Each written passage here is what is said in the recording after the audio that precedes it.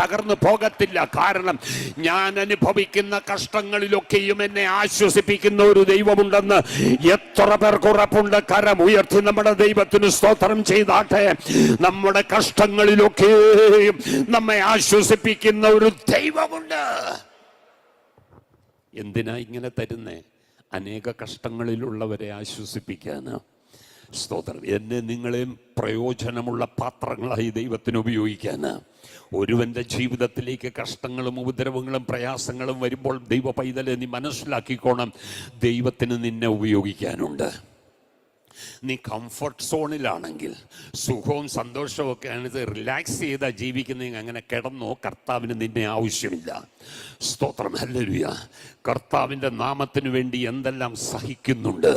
ഒരു കാര്യം മനസ്സിലാക്കിക്കോ, ദൈവത്തിന് നിന്നെ കൊണ്ട് ആവശ്യമുണ്ട്. ദൈവത്തിന് നിന്നെ ഉപയോഗിക്കാനുണ്ട്.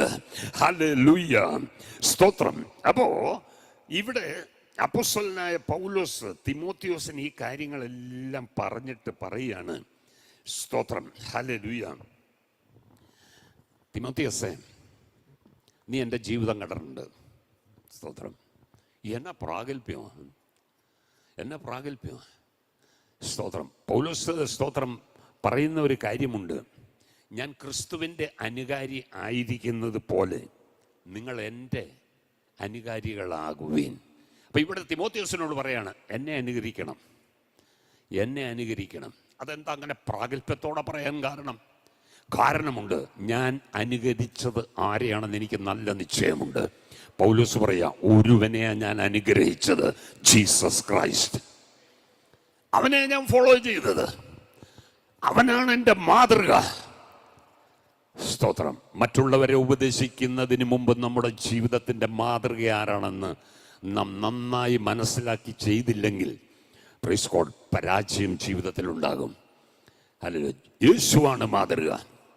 എന്നിട്ട് പറയാണ്, 7 കൂട്ടം കാര്യങ്ങൾ നീ എൻ്റെ ജീവിതത്തിൽ കണ്ടിട്ടുണ്ട്. നീ അത് പഠിക്കണം, നീ അത് മനസ്സിലാക്കണം.